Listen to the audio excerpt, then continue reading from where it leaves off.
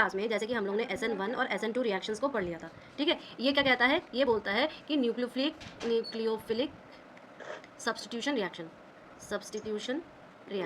किसकी न्यूक्लियोफिलिक, अभी फिलहाल हम लोग किसका पढ़ रहे हैं, अभी फिलहाल हम लोग हेलो एल्केन्स का ही पढ़ रहे हैं, ठीक है, हेलो एल्केन्स।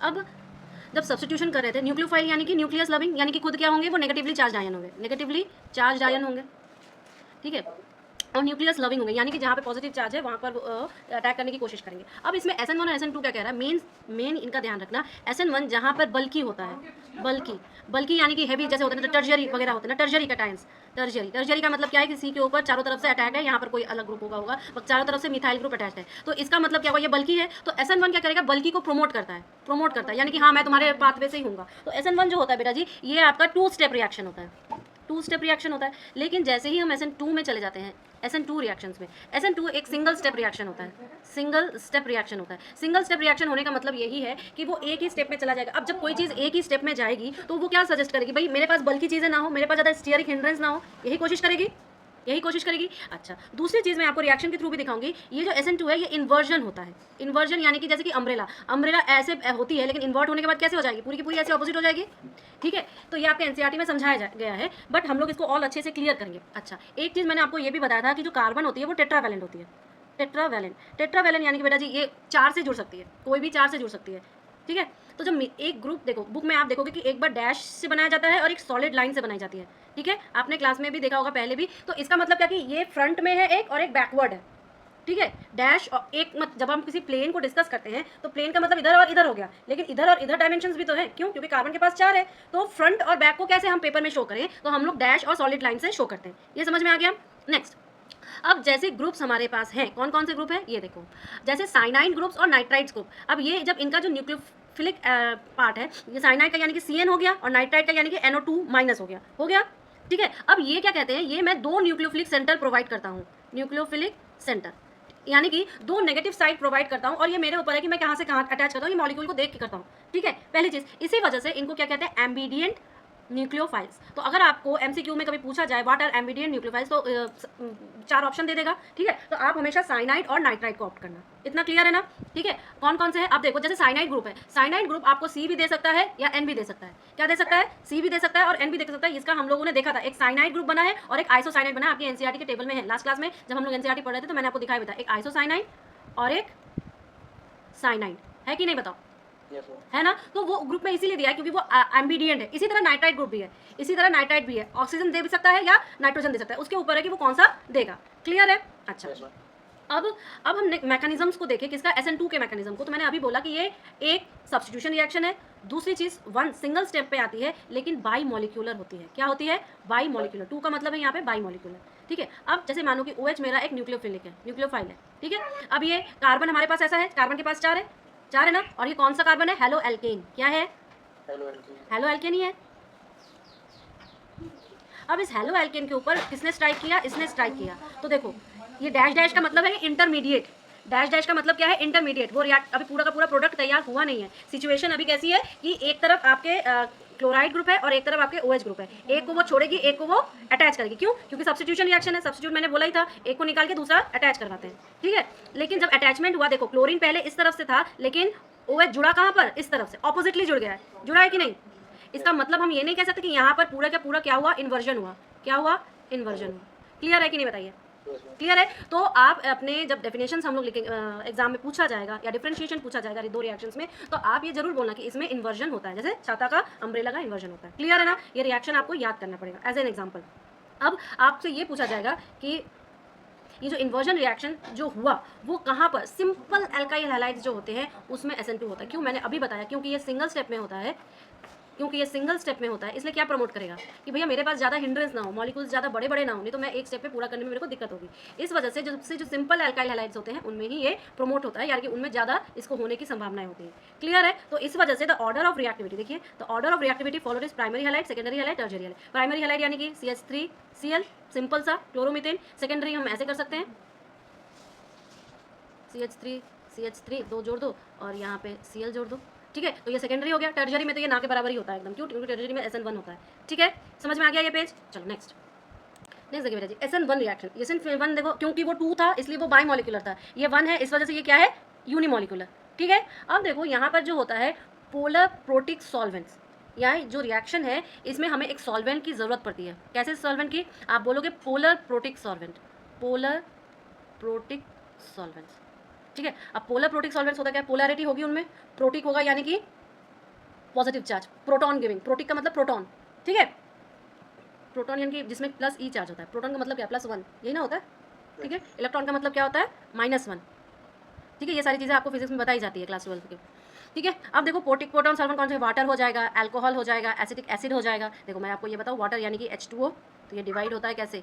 H+OH-, ठीक है, ठीक है। अल्कोहल क्या होता है? OH-, यही तो होता है अल्कोहल ग्रुप। और एसिटिक एसिड क्या होता है बेटा जी? Acetic acid CH3COO- plus H+ होता है, ठीक है। ये होता है आपका एसिड। तो मैंने तीनों का बता दिया। तो ये क्या है? Polar protic solvent. तो SN1 रिएक्शन जो होगा वो पोलर प्रोटिक सॉल्वेंट के प्रेजेंस में होगा। ये यूनिमोलिकुलर रिएक्शन है। अब क्यों? क्योंकि मैंने बोला था कि ये जो होता है ये आपके क्या होता है? 2 स्टेप में होता है, 2 स्टेप में होता है कि नहीं? तो देखिए पहला स्टेप देखो, होगा तो ये हेलो एल्केन का ही, न्यूक्लियोफिलिक सब्स्टिट्यूशन होगा तो ये हेलो एल्केन का ही। तो इसलिए देखो इसने क्या किया, इसने क्या लिया, देखो टर्शियरी ब्रोमीन हैलोजन के रूप में लिया, यानी कि 2 ब्रोमो 2 मिथाइल प्रोपेन लिया।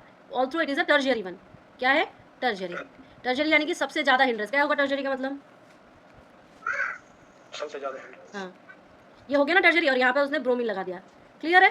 समझ में आ गया? ये जो चीज़ उसने लिखी है वो एक्चुअल में ये चीज़ लिखी जो मैंने खोल के आपको स्ट्रक्चर में दिखाया, ठीक है। इसके बाद वो क्या किया, इसको कैटायंस और एनायंस में बनाया, कैटायंस और एनायंस में बनाया। अब कैटायंस और एनायंस क्या होता है बेटा जी? कैटायंस और एनायंस की बात करूँ, क्योंकि हम लोग hydrocarbon, haloalkanes, haloarenes पढ़े, तो हम लोग कार्बो कैटायंस की बात करेंगे, कार्बो कैटायंस, ठीक है। और या कार्बो एनायंस, ठीक है। या सबसे अच्छा तो यही होगा कार्बो कैटायंस और एनायंस लिखो, ठीक है। क्यों? Why we are writing like this way cations and anions? क्योंकि हमारे पास SN1 रिएक्शन है, SN1 रिएक्शन है, ठीक है। और SN1 रिएक्शन जो है ये डबल स्टेप का है, 2 स्टेप्स का है, ठीक है। 2 स्टेप्स का होता है। 2 स्टेप्स में हमें एक स्टेप में कार्बो कैटायंस और एक दूसरा एनायन बनता है। कार्बो कैटायंस प्लस एनायन बनेगा और फिर जाके रिएक्शन होगा, फिर जाके न्यूक्लियोफिलिक सेंटर में उसका जाके रिएक्शन होगा, ठीक है। तो पहले वाला क्या होता है? पहले वाला एक ही स्टेप में हो गया था SN2। अब इसमें ऐसी स्थिति नहीं है। इसमें पहले जैसे देखो, अगर मैं कार्बो कैटायंस की बात करूँ तो क्या क्या हो जाता है, या मैं अगर कैटायंस की बात करूँ तो Na+, K+, ये सब क्या है? कैटायंस है। एनायंस की बात करूँ तो OH-, Cl-, F-, ये सब क्या है? एनायंस है, नेगेटिव चार्जेस है, ठीक है। तो हम इन्हें न्यूक्लियोफाइल्स भी कह सकते हैं, फाइल्स भी कह सकते हैं, और हम इन्हें इलेक्ट्रोफाइल्स भी कह सकते हैं, कह सकते हैं कि नहीं? फाइल्स का मतलब या फिलिक का मतलब होता है लविंग, ठीक है। फाइल्स या फिलिक, यहाँ पे फिलिक का मतलब होता है, फिलिक का मतलब होता है लविंग। तो न्यूक्लियस लविंग कौन होगा? जो खुद नेगेटिव होगा। और इलेक्ट्रॉन लविंग कौन होगा? जो खुद पॉजिटिव होगा। तो जो मेरे को यही आपको समझा था कि कार्बो कैटायंस पहले बनेगा। इस वजह से जब हम लोग इस रिएक्शन में आएंगे तो क्या होगा? देखिए यहाँ पर ये जो पॉजिटिव चार्ज है ना, यहाँ पर ये जो आपका पॉजिटिव चार्ज बना वो एक्चुअली एक कार्बो कैटायन बना। क्या बना? कार्बो कैटायन बना। और क्योंकि ये कार्बो कैटायन बन गया तो मेरा रिएक्शन का फॉरवर्ड मूव करना इजी हो गया ना। यहाँ पर इसका स्टेप हो गया, तो ये स्टेप 1। तो आपसे एग्जाम में MCQs में पूछ सकते हैं कि कार्बो कैटायंस और जो फाइनल स्टेप आपका जो रिएक्शन बना अल्कोहल, देखो अल्कोहल बन रहा है। क्यों? क्योंकि न्यूक्लियोफाइल यहाँ पर अटैक कौन कर रहा था? OH कर रहा था, ठीक है। याद रखना है, न्यूक्लियोफाइल आपका OH कर रहा था, इसलिए हमने लास्ट में अल्कोहल बनाया है, ठीक है। तो कार्बोकैटायन इसका OH जाके यहाँ पे अटैक किया और हमारा अल्कोहल बना। सेकंड स्टेप में बनेगा। तो carbocation always form in the first step, और जो अल्कोहल बनता है वो हमारा सेकंड स्टेप में बनता है। क्लियर है कि नहीं? बताओ ये चीज़ क्लियर है ना? तो इसका मतलब क्या है? ये प्रमोट किसको करेगा? पहले टर्शियरी को करेगा, फिर सेकेंडरी को करेगा, फिर आपके प्राइमरी को करेगा। प्राइमरी तो सीधा चला जाता है आपके SN2 में, ठीक है ना? क्लियर है? तो आप अब क्या करोगे? अब नेक्स्ट देखिए, तो समझ लिया।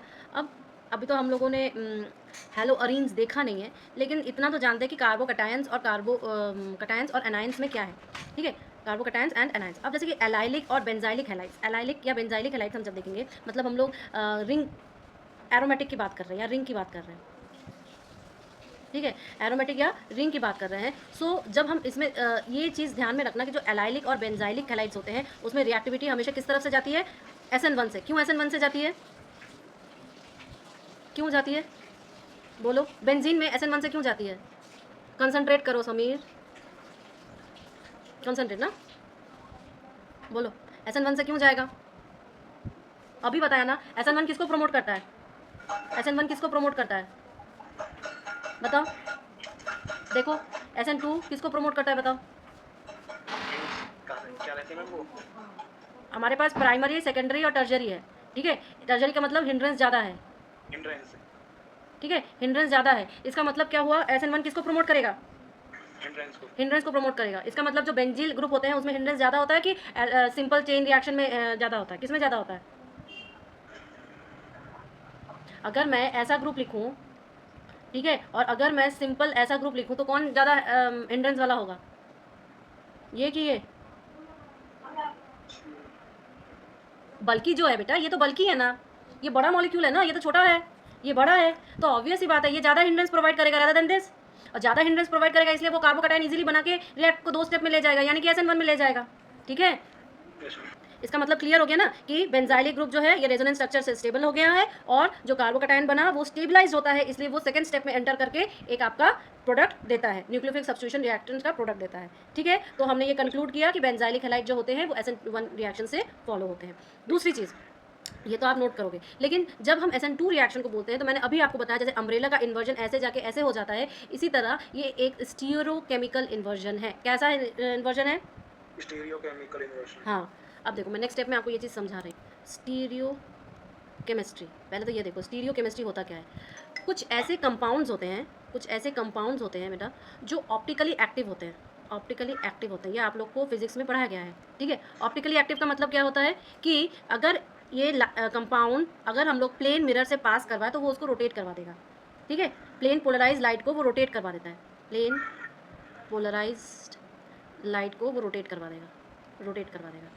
ठीक है, ये ऑप्टिकली एक्टिव कंपाउंड की निशानी होती है। इसलिए ये जो आपका SN2 रिएक्शन होता है ये क्या होता है? इन्वर्जन होता है ना, इसमें इन्वर्जन होता है, और ये इन्वर्जन स्टीरो इन्वर्जन होता है। ठीक है, तो आप बोलोगे कि यहाँ पर स्टीरियो केमिस्ट्री काम करती है, किसमें? SN2 रिएक्शन में। इसलिए देखो ये चीज़ लिखी हुई है कि SN2 reaction proceed with complete stereochemical inversion while SN1 proceed with racemisation. ठीक है, ये रेसिमेसाइजेशन भी हम लोग अभी डिस्कस करेंगे। क्लियर है ना? स्लाइड में यही बताया गया कि कुछ कंपाउंड्स होते हैं वो क्या कहते हैं? रोटेटिंग प्रॉपर्टी होती है, यानी कि प्लेन ऑफ पोलराइज लाइट को वो रोटेट करवाते हैं, ऑप्टिकली एक्टिव होते हैं और उन्हें हम लोग क्या कहते हैं? ये ऑप्टिकली एक्टिव। ठीक है, अब प्लेन पोलराइज लाइट को लेफ्ट देखो, अगर मान लो कोई ऑप्टिकली एक्टिव यहाँ पर कंपाउंड है सपोज, ठीक है, ये कंपाउंड है हमारा। अब ये कंपाउंड जो है एक प्लेन पोलराइज्ड है उसमें पास करवाया, तो उसने अगर इसको लेफ्ट हैंड साइड रोटेट किया, लेफ्ट हैंड साइड, ठीक है, लेफ्ट साइड रोटेट करवाया, ठीक है, तो हम इसको क्या कहेंगे? Levorotatory. क्या कहेंगे उसको? Levorotatory. ठीक है, और यही अगर उसने राइट हैंड साइड रोटेट करवाता तो हम इसको कहते हैं dextrorotatory, dextrorotatory. Clear है कि नहीं बताओ? तो डेक्स्ट्रो को हम लोग पॉजिटिव साइन से देते हैं और लीवो को हम लोग नेगेटिव साइन से लिखते हैं जब हम लोग को लिखना होता है उस कंपाउंड को। ठीक है, अभी तो सिर्फ इतना जानिए, ऑप्टिकल जब एक्टिव होगा कोई कंपाउंड तो इसका मतलब क्या है कि वो प्लेन पोलराइज लाइट को रोटेट करवाएगा। रोटेट अगर वो राइट हैंड साइड से करवा रहा है तो उसको डेक्स्ट्रो रोटेटरी करवाएंगे, अगर वो लेफ्ट हैंड साइड से रोटेट करवा रहा है तो उसको लीवो रोटेटरी कराएंगे, पॉजिटिव और नेगेटिव साइन के साथ। लेकिन दो ही कंपाउंड बने ना उसके, सेम मॉलिक्यूल का ही, सेम मॉलिक्यूल है और सेम ही उसका एटॉमिक नंबर है या एटॉमिक फार्मूला है, सेम एटॉमिक फार्मूला है, लेकिन उसके क्या है? स्ट्रक्चर्स डिफरेंट है। क्या है? स्ट्रक्चर्स डिफरेंट है। ठीक है, इस वजह से हम उसे क्या कहते हैं? आइसोमर्स। क्या कहते हैं? आइसोमर्स। क्लियर? तो हम कहेंगे कि सेम एटॉमिक फार्मूला है बट उनके स्ट्रक्चर्स अलग हैं, तो हम उसको आइसोमर्स कहेंगे। लेकिन ये मॉलिक्यूल तो खुद ही एक ऑप्टिकल है, ऑप्टिकल मॉलिक्यूल है, इस वजह से हम इसको क्या कहेंगे? Optical isomers. क्या कहते हैं? Optical isomers. ऑप्टिकल आइसोमर्स, ये ध्यान रखना, ऑप्टिकल आइसोमर्स कहते हैं। ठीक है, अब देखो जब हम इसकी अरेंजमेंट देखते हैं तो हमें क्या मिलता है कि एसिमेट्री मॉलिक्यूल्स जो होते हैं वो ज़्यादा रेस्पॉन्सिबल होते हैं ऑप्टिकल एक्टिविटी में। ठीक है, आप क्या बोलोगे? Asymmetry of the molecule is responsible for the optical activity of organic compounds.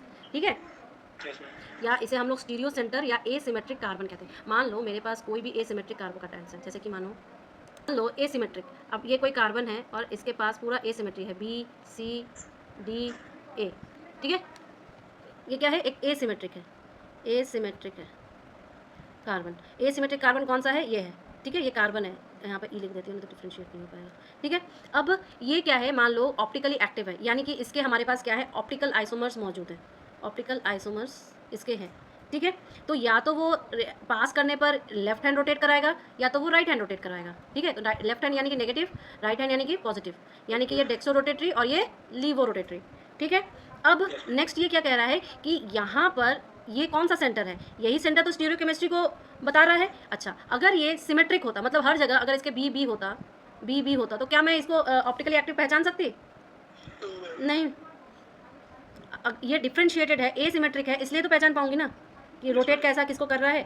इसी वजह से हम ये कहते हैं कि जो एसिमेट्रिक होते हैं, एसिमेट्रिक कार्बन सेंटर्स होते हैं, कार्बन सेंटर्स जो होते हैं वो क्या कहते हैं, ऑप्टिकल एक्टिविटी को शो करते हैं। और यही कार्बन को हम लोग क्या कहते हैं, क्या कहते हैं, स्टीरियो सेंटर कहते हैं। इस कार्बन को मैं क्या कहूँगी, स्टीरियो सेंटर, या कहीं कहीं बुक में एसिमेट्रिक कार्बन कहेंगे।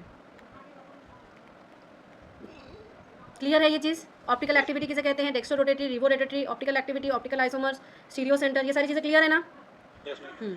नेक्स्ट देखो, जो पॉइंट है वो आपका 2 चीज़ें आपको बतानी है। ये सारी चीज़ें, एक बात बताइए, अभी मैंने आपको कौन से रिएक्शन को बोला है स्टीरियो केमिस्ट्री को फॉलो करता है, कौन से प्रकार का न्यूक्लियोफिलिक रिएक्शन बताओ। SN2,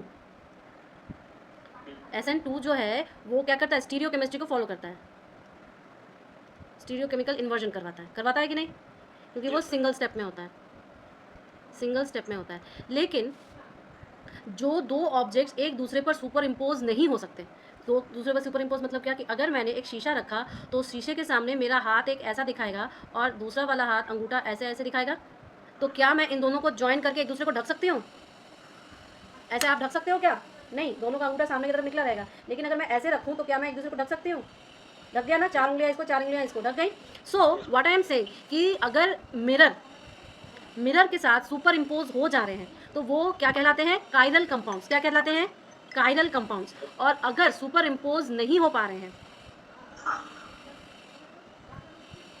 ठीक है, sorry what I am saying, अगर सुपर इम्पोज नहीं हो पा रहे तो उन्हें हम कायरल कहेंगे, और सुपर इम्पोज हो रहे हैं तो उन्हें एक कायरल कहेंगे। ठीक है, ये थोड़ा सा नॉट के साथ, एक नॉट जब रहेगा तो कायरल रहेगा, ये चीज़ याद रखनी है, और जब अलाउ करेगा तो वो एक कायरल रहेगा। समझ गए? जैसे कि टी को अगर मैं मिरर के सामने रखूँ तो टी के साथ रहेगा ना, तो इसका मतलब क्या है कि ये कौन सा है, एक कायरल। और अगर मैं समझ लो आर को रखती, अगर आर ऐसा होता तो ऐसा होता था ना मिरर इमेज, तो अगर मिरर इमेज होता तो क्या एक दूसरे को सुपर इम्पोज कर सकते हैं? ये नहीं, एक दूसरे को सुपर इम्पोज नहीं कर रहे मिरर इमेज, इसलिए ये कायरल होते हैं।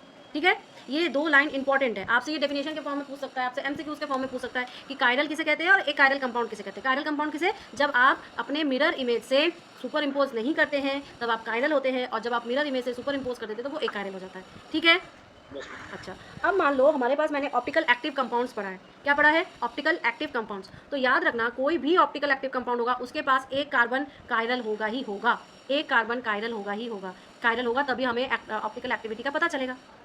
ठीक है, एक कार्बन क्या होगा, कायरल होगा। कायरल होगा यानी कि वो सुपर इम्पोज नहीं करेगा। ठीक है, हाँ, तो इस वजह से, इस कायरलिटी के वजह से जो स्टीरियो आइसोमर्स होते हैं एक दूसरे के साथ सुपर इम्पोज नहीं करते हैं, और इसी वजह से उन्हें हम क्या कहते हैं, उन दोनों आइसोमर्स को इनैंशियोमर्स। और ये क्वेश्चन आ चुका है पहले भी।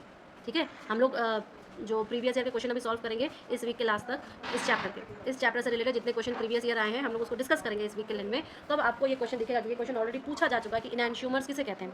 ठीक है, समझ में आया इनैंशियोमर्स किसे कहते हैं?